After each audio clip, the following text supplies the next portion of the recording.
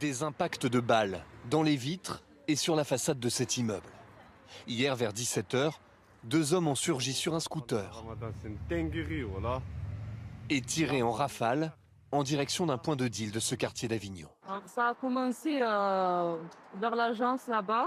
Au 3e étage, cette famille est indemne, mais sous le choc de cette fusillade, un dimanche en plein jour.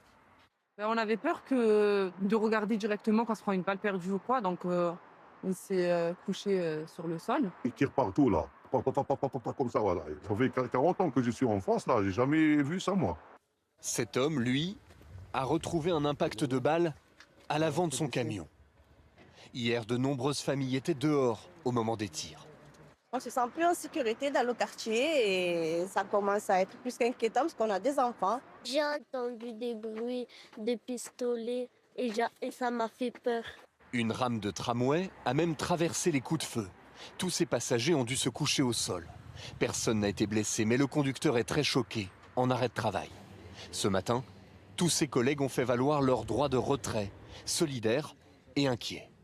Les conducteurs ont peur de prendre une balle perdue. Ils se sentent en insécurité. Effectivement, on n'est pas serein quand on passe dans ces endroits-là.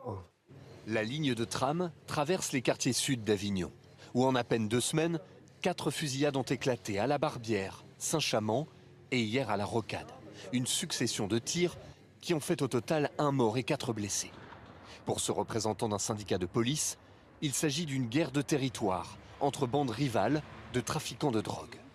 On est certainement sur des représailles, certainement sur des intimidations qui auraient pu faire de nombreuses victimes. Il faudrait un apport d'effectifs très sérieux, à hauteur de 15 ou 20 personnes, pour justement étoffer les groupes qui sécurisent ces quartiers-là. À Avignon, les tramways ne desserviront plus les quartiers sud jusqu'à nouvel ordre. Décision prise par les conducteurs cet après-midi. Ils estiment que leur sécurité n'y est plus garantie.